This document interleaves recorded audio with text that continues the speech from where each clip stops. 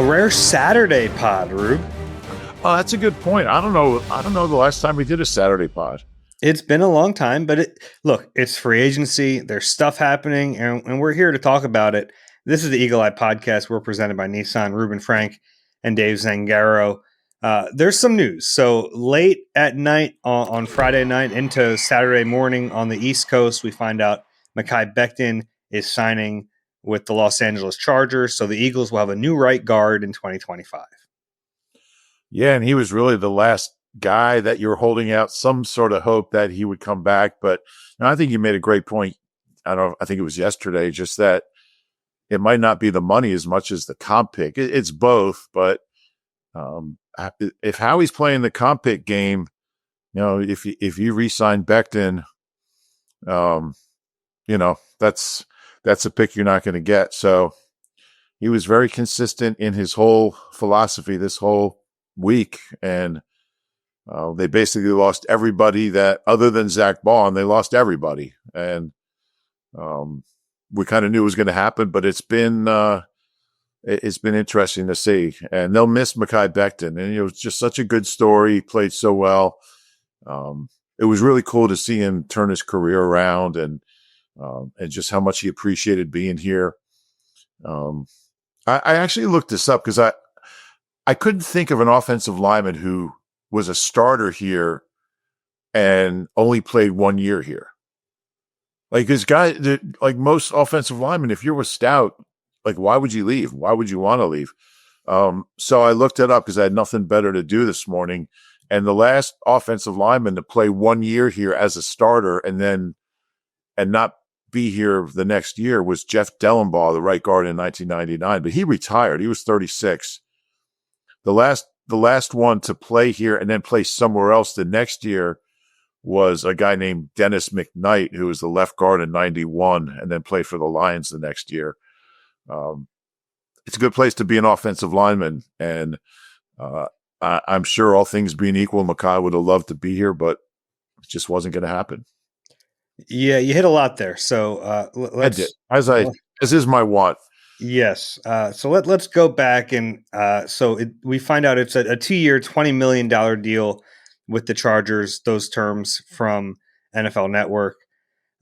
Yeah, the Eagles weren't going to sign Mekhi Becton to a 2-year, $20 million deal. So all things were not equal here, and the comp pick game, I think I misspoke, and you agreed with me on the last pod. I think I must have said the Eagles would lose I think I misspoke that they would somehow cancel out a pick if they signed him. That's not the case. Obviously, they would just not get the pick for him signing elsewhere. And I think I maybe misspoke about that on the last pod because I heard about it from a bunch of different people. But basically, yeah. So they will get a. I'm not sure what you said. Okay, that checks out.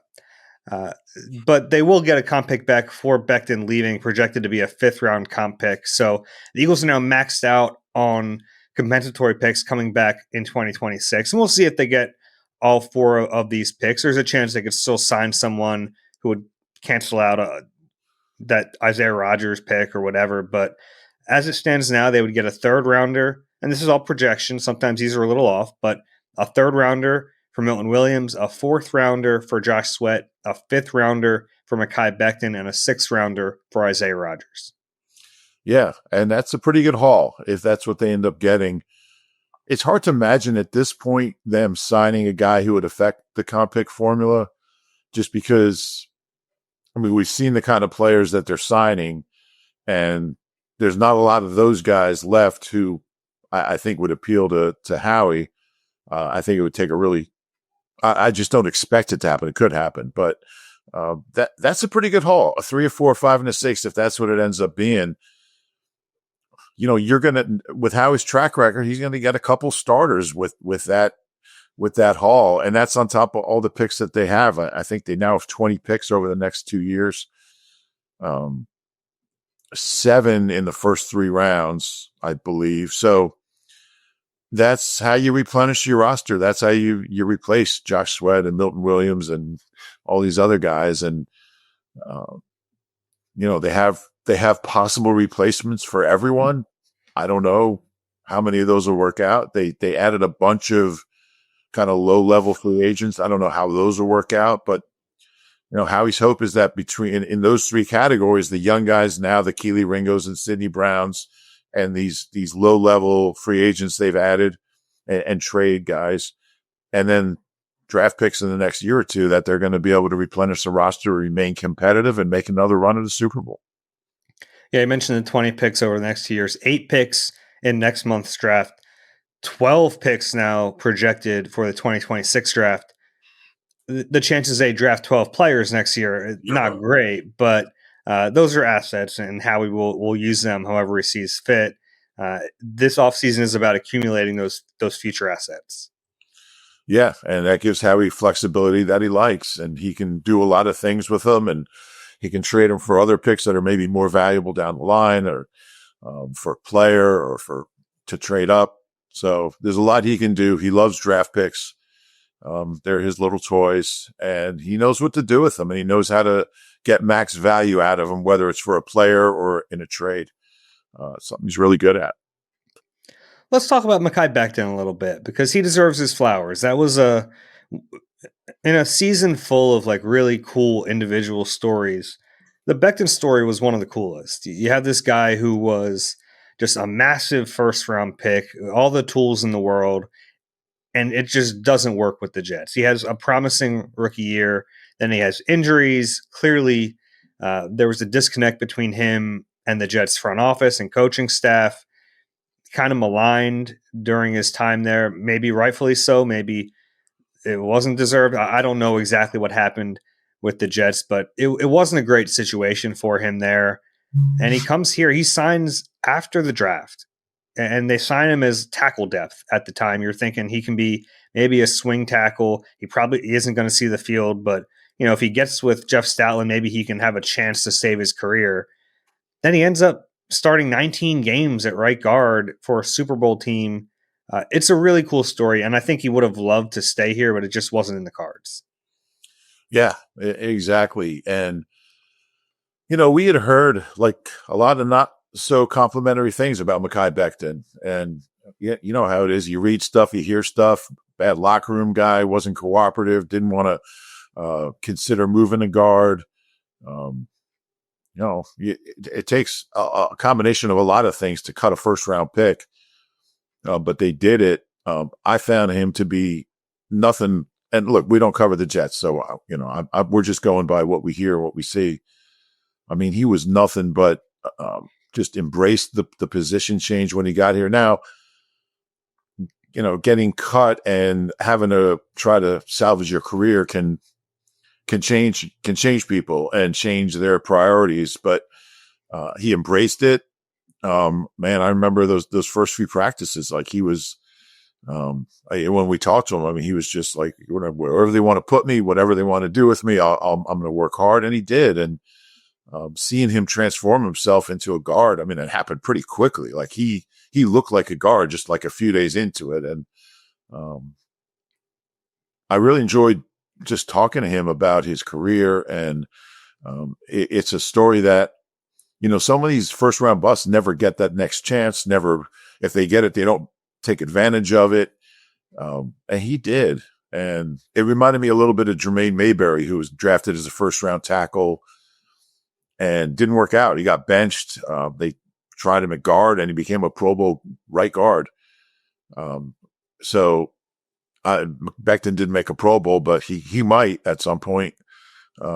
He's a really good player, but he was so emotional just talking about the opportunity that the Eagles gave him, how much they believed in him, how much Stout believed in him. And he was really clear about, like, he never had those things before. He never had a coach that believed in him, never had a team that wanted him, that he felt wanted, maybe at least not since his first year. So, it was really cool. It was, like he said, so this whole team is filled with really cool stories, backstories, and he's one of the best. And to see where he is now with this kind of contract and a opportunity to play for the Chargers after everything, it's you're happy for him and good for him. You just wish he could have been here. Yeah, and I think I think we knew it wasn't in the cards, and I think the reason you mentioned holding out hope was just because he was available, and the longer a guy is available, he obviously hasn't signed elsewhere, and there's a chance he could return. It just always seemed really unlikely that was going to happen.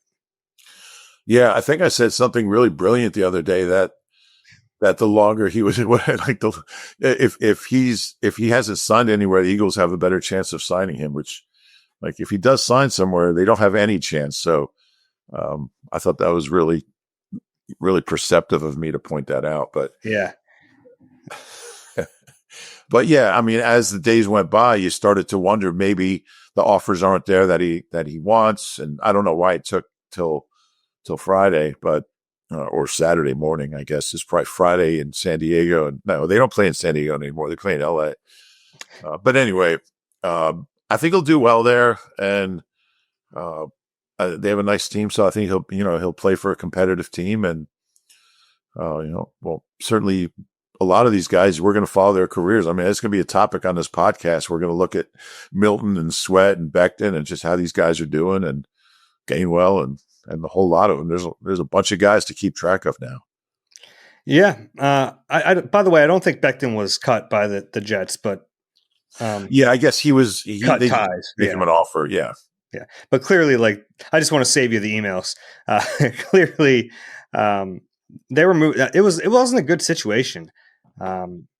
It was about like there was the left tackle only stuff when they tried to ask him to move positions, and that's kind of why, like, I think people who are Jets fans or cover the Jets were really surprised to hear that he ended up playing right guard in Philly, because not only did he switch positions, but he switched sides of the line, and that's not easy. The Chargers, by the way, did announce him as a guard, so it sounds like he's going to stay there. Which, like, he's a huge guard. He's like 6'7", 360. There aren't guards like that in the NFL. No, he's the biggest guard in history. He's different. He never, he said that the Eagles never talked to him about guard before he signed here. And when they brought it up, he's just like, yeah, let's go play guard. No, it was. I mean, his reputation preceded him, but he ended up being nothing like what his reputation was. But he's a guard, and maybe at some point he'll play tackle again, but maybe in an emergency, maybe who knows, another season. But I mean, he's a guard to me. I think we differ on that, by the way. I still think he could play tackle. Yeah, I'm sure he could. I'm sure he could play tackle, but I just think his value is as a guard. Well, there's more value in playing tackle if you can figure that position out. Well, financially there is, but if you're a really good guard, you're going to make more than if you're a mediocre tackle. Okay. Yeah. That's true. I don't know if he's a really good guard. I think he's above average. I think he's probably, if there's 64 starting guards in the league, he's in the top 20, top 15 to 20, somewhere in there. And he's still new at it. So, I mean, without Stout, who knows? I don't know who the Chargers O-line coach is, but I'll probably look it up. And he can still get better and more consistent, still a new position. So, yeah, we'll see where his career goes. He's still a young guy. And, yeah. There are about 20 guards in the NFL with a higher average per year than Becton's getting right now. Yeah, it's not a ton of money, but it's too much for the Eagles. Yeah, I just think it's a little surprising it's this low. Not that it like got down to the level where the Eagles were in on him, but, he's 25 years old. He's coming off a really promising season. I wonder how much of that is it only being 1 year. I wonder how much of that is his reputation from the Jets. Like, if teams were not willing to really dish out like a huge multi-year deal for him. I don't know, but it's a lower number than I thought he was going to get. And it was a tough evaluation. We've talked about that a bunch, but it came in lower than I expected. I have an interesting bit of information for you. The Chargers offensive line coach went to the same high school as you did. Okay. Mike Devlin. Yeah. Mike Devlin, who I think played at Iowa, I believe. And he was a pretty high draft pick. I think of Arizona, maybe. I remember spending some time with him when the Eagles played the Cards. I went out early and did a couple of stories and talked to him. And he told me he hated being in Arizona because you can't get a good bagel in Arizona, which I never really thought about. But he's a veteran coach who's been around a long time and pretty highly regarded O-line coach, Cherokee High School graduate. So there you go. Little connection between Chargers and Dave Zangaro. 5th round pick in 1993, played 7 years in the league. Did Arizona draft him or did he go there later? Buffalo drafted him. He played his last 4 years with the Cardinals. Okay. Yeah, good dude. And gosh, I think I might have covered him in high school. I probably did. Was I still covering? Let's see, when he graduated Cherokee, probably in 80, 89 or so. Yeah. So, yeah, I'm sure I covered him playing for, what was his name? Joe Horner? Was he that legendary Cherokee coach? I don't know. I was not born yet. So I guess you didn't cover him in high school. I did not. Yeah. They had a couple of draft picks. Tommy Knight, I think it was a first round pick. He was a first round pick. He was Arizona. Yeah, he was drafted by the Cards. Anyway, so Mekhi Becton and working with Mike Devlin, that'll be good for him. Okay. Another starting right guard for the Philadelphia Eagles. It's amazing. This has become kind of a rotating door position for the Birds. Yep. You go back to really, they haven't had a consistent starter at right guard since Brandon Brooks was in his prime. You go back to 2019, he was the week 1 starter. 2020, it's Nate Herbig because Brooks is hurt. 2021, Brooks starts the season. He didn't last very long that year. That was his final season. In 2022, it was Isaac Seumalo. 23, it was Cam Jurgens. 24, it's Mekhi Becton. So this will be what, their 6th straight year with a different starter? Yeah. Yeah. Yeah. It's, you love consistency, but they've made do with new guy every year. And, we'll see how it goes. I'm still not convinced it's going to be Tyler Steen. Maybe they draft a guy in the middle rounds who they like, who they believe can start from the get-go. I think he'll compete for it. We'll see if Kenyon Green is in that competition. I guess he probably will be. I don't feel great about either one of them, but somebody's got to play there, and there's not a lot of other options. Jack Driscoll, he's not even on the team. So, and he's not healthy. He's not, well, yeah, I don't know, by the summer, but yeah, there's not a lot of options as the roster stands right now. But again, as Howie will tell you, do we play Sunday? No.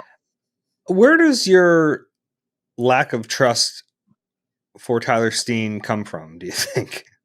I still think he's been very consistent when he's played. I think he's had some good moments, but I just haven't seen the down after down consistency as a blocker that you'd like to see. Maybe I'm undervaluing him, but I don't think he played that well when he's played. Just think he's okay. Okay. We talked about the evaluation of Becton. I thought was maybe a little too rosy at times because there was like some big highlight plays. I think he was clearly a better option than Steen last year. But they were prepared, to go into the season with Steen. He was the day 1 training camp starter at guard. Now they were very eager to put Becton in there when he had that ankle injury, but it wasn't like Steen ever did anything to lose the job. It was just Becton. They put Becton in there and he looked good. Yeah. And yeah, I don't know if they had guard in mind when they signed Becton. I don't know. I don't know. That's not the story we've been told. No, it's not. but knowing Stout, I'm sure it was somewhere in the back of his mind. But he's actually giving credit to Nick Sirianni for that idea, by the way. Is that right? Mm-hmm. Yeah. I mean, look, I could be shortchanging Tyler Steen, but I just haven't seen it. I think, they've won games with him playing right guard. When he's gone in there, and I certainly think, and it's same with Becton, same with whoever. If you have the other four guys there, you have an opportunity to have a pretty good O-line, and it's going to help you. So I don't think he's the worst option in the world. I just think he can probably do better, and I would expect that they'll try. So right now, I think there are 5 options to start at right guard. 1 is Tyler Steen. 2 is Kenyon Green. 3 is Trevor Keegan. Those are the 3 on the roster. I think the 4th one is they draft the guy who's the future Lane Johnson replacement, and they say, all right, maybe he can play guard in the interim. The 5th is they go with a mid-round pick and they draft a guard, and he comes in and competes for that job with Steen. Yeah, and if they draft a tackle, it's going to be a tackle that has guard. I mean, that's just most likely, not a slam dunk. Yeah. They draft a center, it's going to be one who's got guard in him, obviously. I think those are the options. I think Steen is most likely sitting here in March. How would you? So between let's go Steen, Green, and other. If you're going like percentages, where would you have them? I'd say Steen is around. I'd put Steen around 55%. I'd put Green around 25%, and then 20% other. Okay. Maybe other should be a little higher. Where would you go? I'd probably go like 60, 20, 20. Yeah. We're in the same ballpark. And then, but other encompasses a couple different, and they could sign a guy too, who, like a veteran guy who gets cut or salary cap casualty, or I think that would be after the draft. Even like last year, they signed Matt Hennessy. It didn't work out. He never played here, but like that level of signing a guy who's played in the league, a veteran kind of fallback option. Yeah, that type of guy, I think is, I'd put him like around 10% too. That's now 110%, but yeah, I always give 110%. So that's good that you're following suit. Yeah. So it'll be interesting to see, and it'll be interesting to see how the reps get split up, if they're split up at all. I would expect Steen's going to be number 1 going into the spring practices. But we'll see who's on the roster then too. Are they going to move his poor locker back? Because remember, after Sayamalu left, they put Steen. So everyone doesn't know this, but in the back right corner of the Eagles locker room at the NovaCare complex, there are 5 lockers, and it's lined up as they play on the field. So it goes Jordan Mailata, Landon Dickerson, Cam Jurgens, last year Mekhi Becton, and then Lane Johnson. But last spring and early last summer, they had Steen in that right guard spot. And then they swapped him and Becton and put Becton there. So is Steen going to move again to right guard, or are they going to wait and see how this plays out first? Well, that's how we'll know. That's how we knew Steen was running with the ones, I think, in minicamp, because we saw his locker there. And the way it's set up, there's 5 lockers and there's a door to the player lounge, the ping pong room. And then there's other lockers after that. That might become the chess room this year. It might be a quieter room. It could be the chess room. I mean, it's funny because like you'd be in the back of the locker room, there'd be all of a sudden ping pong balls bouncing past you.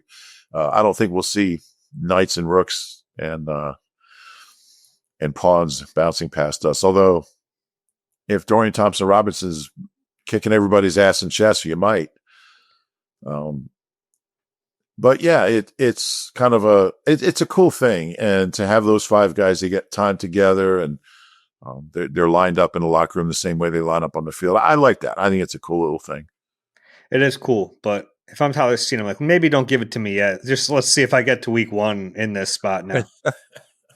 It is kind of humbling to be in that group, and then all of a sudden your locker's down there near Brett Toth or whoever. So Brett Toth's an option too, right? Was that about 1%?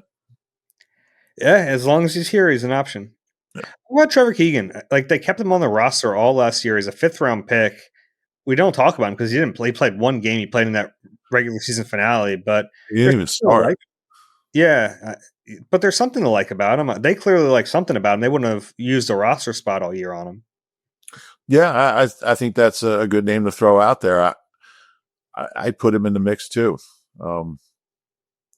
just because I don't know that I don't know anything about him. I don't know. We've never seen him play. We've never seen him practice other than training camp. Could be part of the plan. Yeah, no, he was only a left guard at college, and now Kenyon Green, even though he played a bunch of different positions at Texas A&M, he's only been a left guard in the NFL. So you're gonna need to get those guys on the other side of the line a little bit. Yeah. There's time for that. He played at Michigan. Yeah, Michigan. Yeah, won a national title. Did he? I guess he did 2 years ago. Yeah. All right. Anything else you wanted to get on into with right guard before we take a break? Well, wait a minute now. So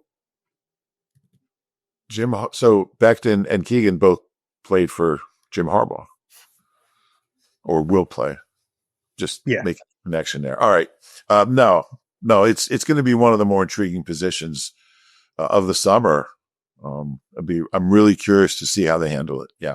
Yeah. And on offense, there's really only two positions that are kind of up in the air. It's right guard and tight end as we wait for a resolution to the Dallas Goedert stuff. Yeah. I mean, despite all these losses, I mean, the offense is pretty much intact, and that's definitely a positive. All right, let's take a break. On the other side, we'll break down the flurry of additions Howie Roseman made on Friday.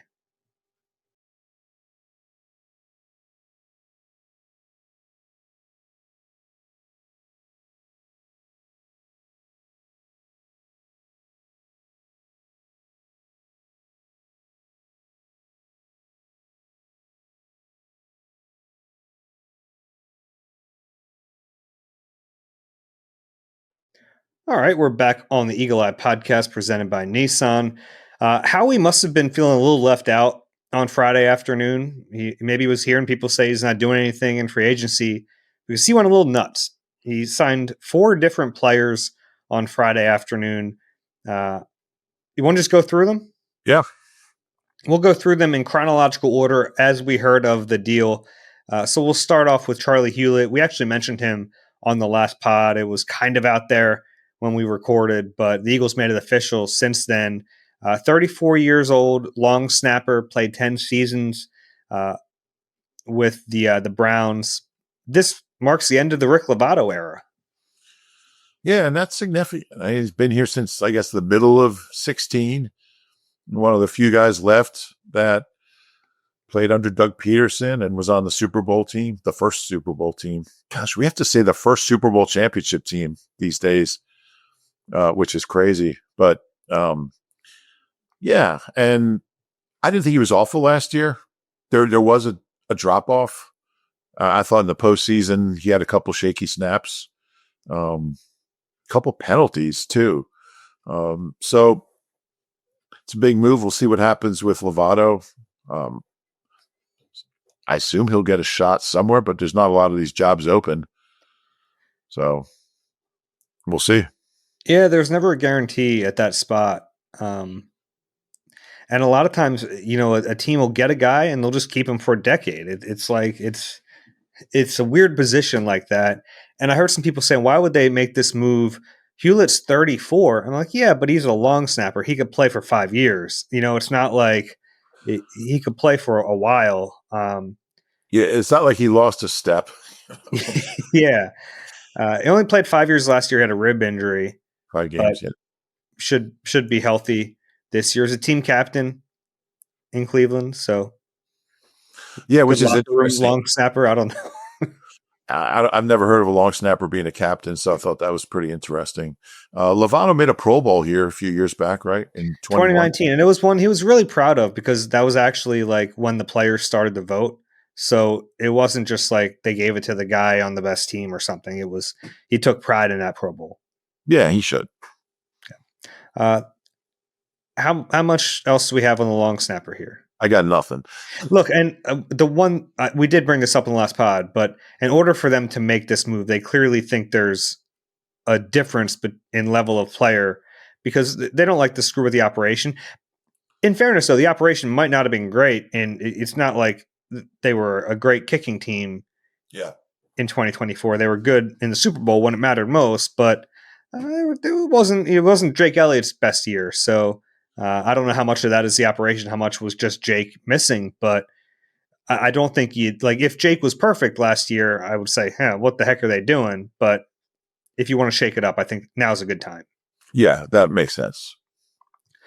The next signing we heard about was Avery Williams, listed as a running back, I guess, but he's really a return man, a return specialist, punt returner, kick returner. 26 years old, fifth round pick out of Boise State in 2021. A pretty good career average in punt return and kick return. Had a good kick return average last year with the new rule. This means the end for Britton Covey here in Philly, though. It does, and they think he's an upgrade. It's interesting because when last year started, Covey was playing offense. I mean, he was getting snaps I think he had 6 targets week 2. So I thought he was a really good punt returner. It's an interesting move. Hurt last year. Maybe they just felt like the way he played and his size, maybe they had questions about his ability to, stay healthy. He's a small guy, and we don't even know if he is healthy. No, that's true.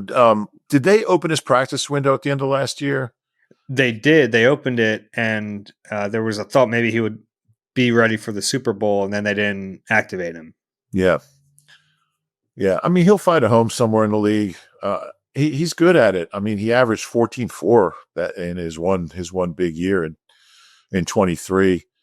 So he'll play somewhere. That's the third highest average in Eagles history. I think Deshaun had one better year in 09 and Westbrook in like 03 or 02.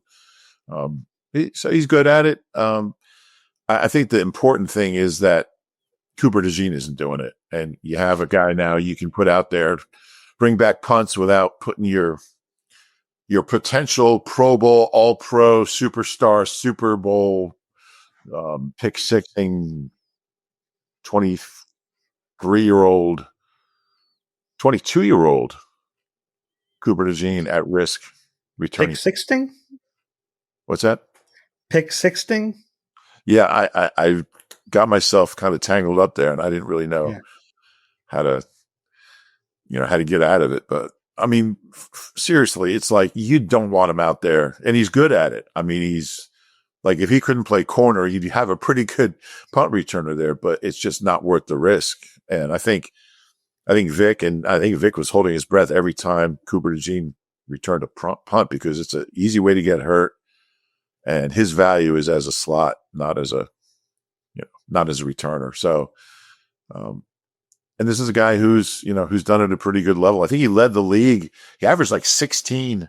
I don't know what the minimum is. I think he had 18 returns in 2 years ago, and averaged like over 16 yards a punt, which is a punt return. It's pretty good. Hasn't had a carry since 2022. Started out as a cornerback, averaged 5 yards a carry his first year doing it, but he's a returner. He's not gonna play. I'd be shocked if he plays any significant snaps on offense. Yeah, maybe like a gadgety type player on offense if they want to get him out there. Yeah. What was that? He could take that Ronnie Brown role. God, that's a callback. I had some people like wondering, is it worth having a roster spot for just a return man? I mean, the Eagles have done that. Like the Covey was basically just a return man most of his time here, so they see the value in it. I don't think that's like super abnormal to do that, and especially the punt return position. Right. Kick returns aren't really popping off like that, but punt Yeah. return is a big deal. Yeah, I agree with that. I think most teams do that. And you might want the guy to play a little bit on offense or defense. I mean, if it's defense, it's going to be corner, but I'm fine with it. And the way the rosters are now with call-ups and practice squad guys, I'm fine with carrying a guy on the 53 just to return. Yeah. The next one we heard about was our old buddy, Patrick Johnson, back in Philly. Edge rusher, mostly a special teams ace. This one makes sense to me. I think it was really silly. It's funny to criticize the Super Bowl winning Eagles for anything they did last year, but that was a bad calculation. They thought they'd be able to get Patrick Johnson to the practice squad, and they released him, and then he gets claimed by the Giants. Yeah, he played. Did he play in the opener in Brazil last year?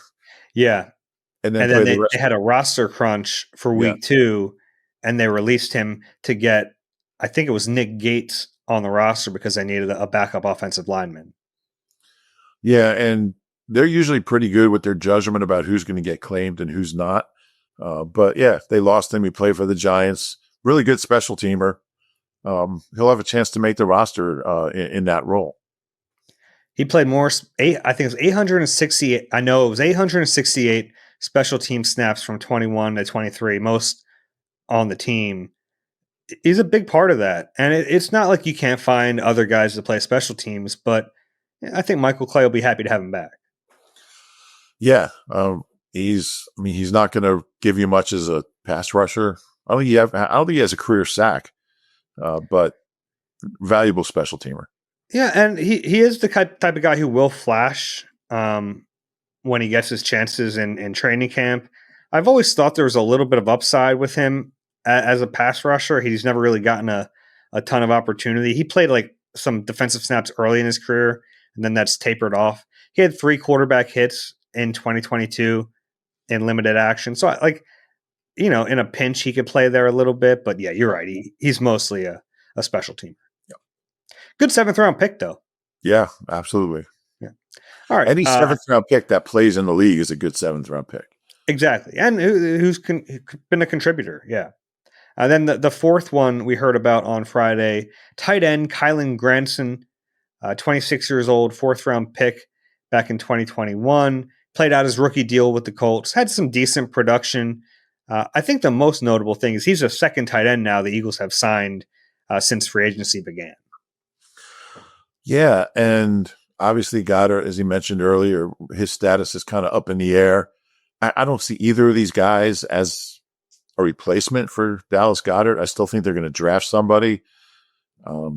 They could still work things out with Dallas Goedert too. I mean, they could figure something out, which I think would be good for both sides. But you have bodies. You have guys that have done it. They both started games. They've caught a few passes. And I think he had his lowest production last year as a tight end. As you mentioned, they had a pretty good one ahead of him.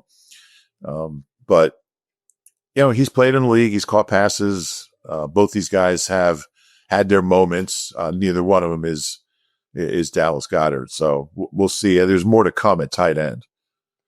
Yeah, I think you're probably right. This is a year where we've talked about it makes sense to draft one no matter what happens right with Goedert.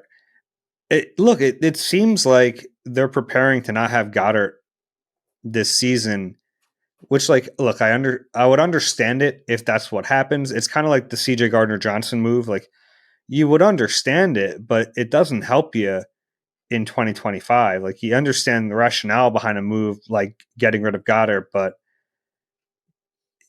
they would miss him and they're not a better team without him. So it's one where, yes, you understand it, you understand the process, but you don't have to like it. Yeah. Yeah. And I think, I put him in a different category as CJ. I think there were non-football reasons for CJ not being here, but Dallas Goedert, there's no non-football reasons. And I just think that I don't see a reason they can't figure this out. Well, they wouldn't be getting rid of him for football reasons either. Well, yeah, I mean, but football encompassing cap and play, just, I mean, I should say off the field, maybe. Okay. Yeah. Maybe I used the wrong phrase there, but um, I don't see a reason they can't figure it out, and maybe they will, but seems likely they won't. Yeah, that's the kind of vibe we get from the situation. I don't know about you. Which to me, like, if you're gonna have all this overturn, if you're gonna have all this Or maybe, turnover, thank you, overturn. If you're gonna have all this turnover on defense, it'd be nice to kind of run it back on offense yeah, if you can. And like, but I guess they're looking at it like 9 of 11 spots you are bringing back, so you can maybe deal with replacing two different starters on offense. yeah, and they'll still. I mean, whether Dallas Goedert's here or not, they'll still have a really good offense. I mean, when he didn't play those 7 games he missed, I mean, you missed them. They just weren't as good. Um, I mean, and what he does as a blocker, as a receiver, that's going to be hard to replace. Yeah, no, we should mention that it seems like Granson is like a pretty decent blocker. Yeah. So, if you're, I think this is about like getting guys in place so that if you don't draft a tight end, you can at least kind of piece it together a little bit. You'd have Calcaterra as your pass catching guy. Maybe Granson or Bryant can mix in there. Maybe EJ Jenkins takes a step. At least you have some bodies there to give yourself a chance.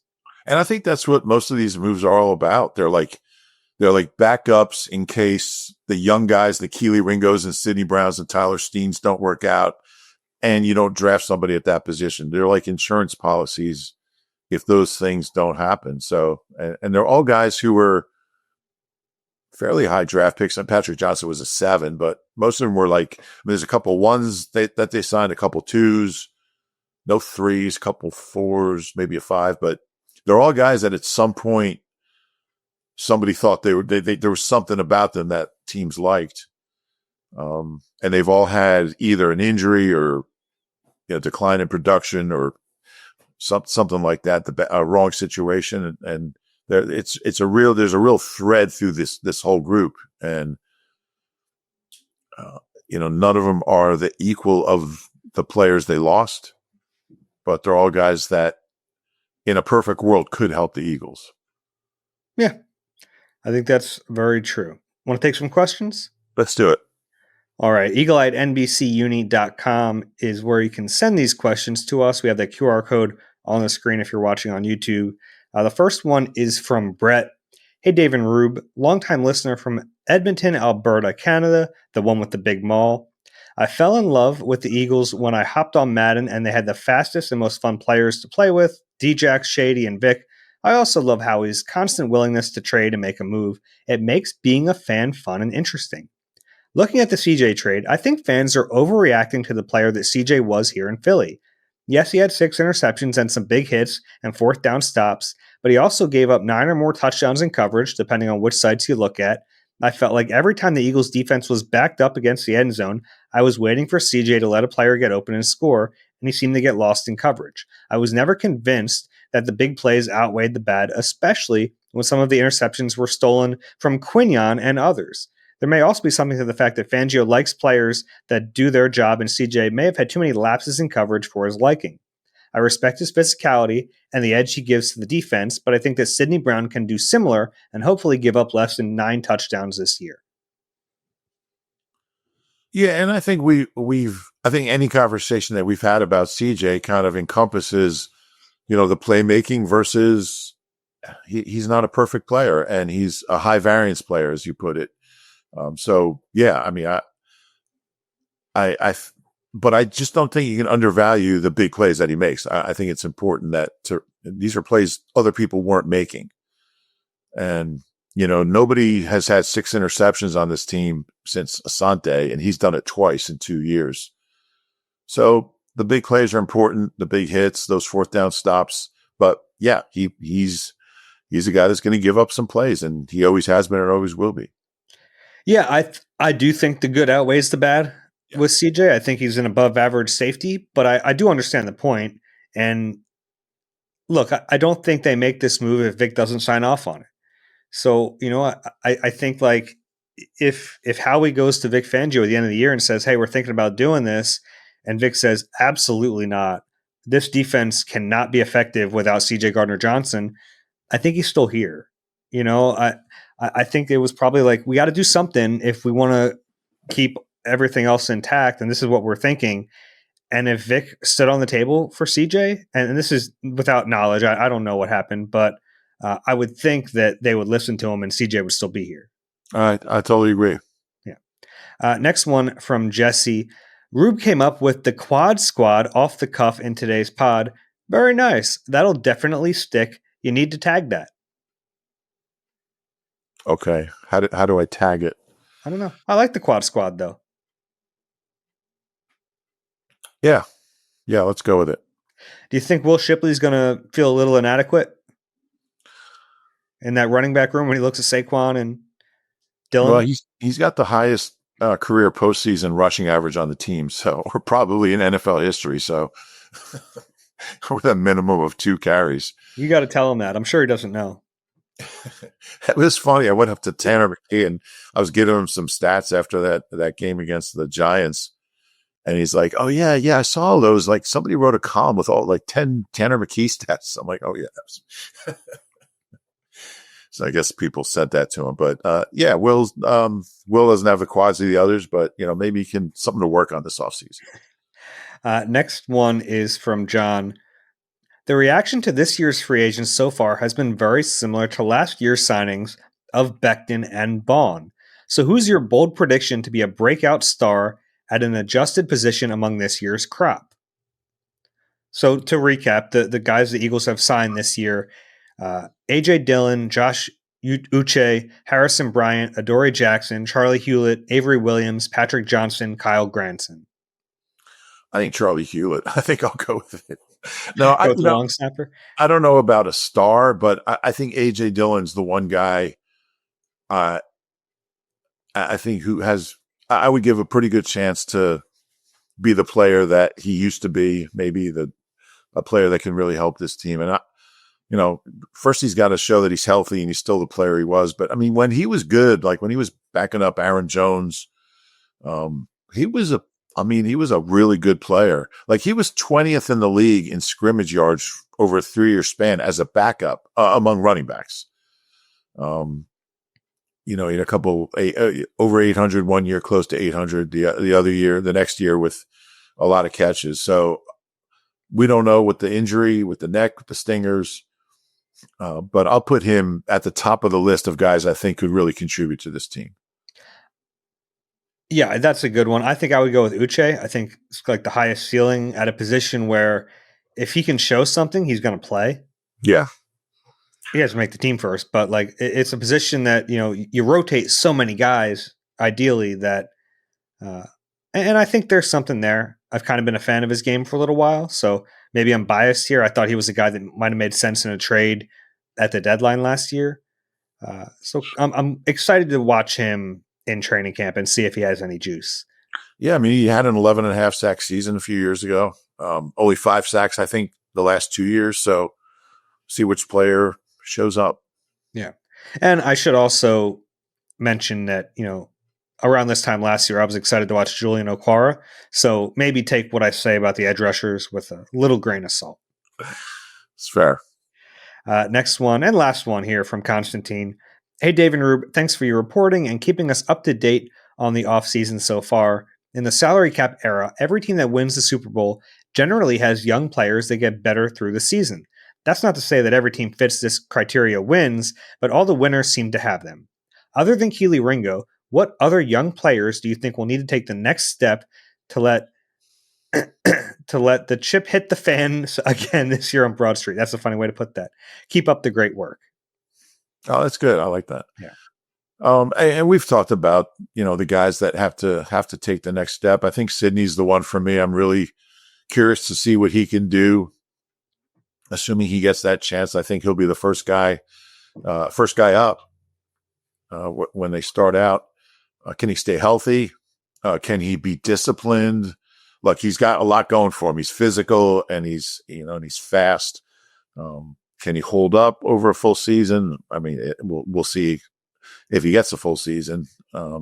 I feel like the plays are going to be there, but again, I feel like, and I'll use your phrase again, a high variance guy, because I mean, he goes 100 miles an hour and he'll go for a big hit over just being sound and staying in his gap and being disciplined. So that's something he's really got to work on. He tries to make every play, and sometimes that puts him out of position to make the play that he needs to make. So he's got a lot going for him, but he's a guy that I think has to really continue getting better and growing as a player. Yeah, and he's also a guy that, like, he might be better suited to play near the line of scrimmage, and we haven't really seen him play in the post a whole lot. That's a different thing, so we need to see that from him too. Yeah. It was funny. I was on the radio the other day, and they asked me which of these young players I'm most eager to see, and I said, I want to make sure you know what I'm answering here, because I'm looking forward to watching Sidney Brown play because of his play style. I'm not saying I'm most confident in Sidney Brown being an adequate replacement, but like, yeah, he's fun to watch. Yes. It's, I think that, like, fans are going to love watching him until they hate watching him. That's a good way to put it. Yeah. But we've talked about it. I think Jalix Hunt is, maybe I'm getting ahead of myself a little bit, but I was just so impressed by what I saw from him in the playoffs, especially. It was like, if you were to watch him in week 2 versus the Super Bowl, like, that's a different player. Yeah. And if he can continue to grow like that, I just think he has so many tools and he has so much athleticism and he's such a unique body type and type of rusher that I really do think the ceiling's very high with him. Yeah, I do as well. And you're right. I mean, he really became, and I don't know when it clicked. It was maybe like around week 10, but he just started to show up in ways that he hadn't been. And he played a lot of snaps down the stretch and a lot of snaps in the postseason. And I'm excited to see where he takes his game. I mean, he had as many sacks in the playoffs as he did in the regular season. That tells you how far he came. So and it wasn't just like fluky stuff. Like the pressure numbers were amazing. He had, in 16 games in the regular season, he had 9 pressures. In 4 games in the playoffs, he had 8. So it was like consistent pressure. The half sack he had in the Super Bowl that he split with Josh Sweat, I mean, it was him. Like, I think he would have sacked him if Sweat wasn't there. Yeah, I know that he's appealing to get the whole sack. I might appeal on his behalf. But yeah, he's got unlimited potential. He really does. Yeah. Then the other guys, of course, Mo Ujma, who's going to play. And I think at the very least, we kind of know the floor there. And I think the floor is relatively high. Tyler Steen, who we've talked about on offense, is kind of the guy. And then Jeremiah Trotter Jr., in addition to Keely Ringo, who I feel like we've talked about a bunch. But Trot might need to play quite a bit, at least early in the season, until Nakobe Dean's back. Yeah. I'm still a little befuddled by the Oren Burks signing with the Bengals. I'd love to know what was going on there. It was not a move that would have affected the comp pick formula. It's not a move that would have cost them much more than minimum wage.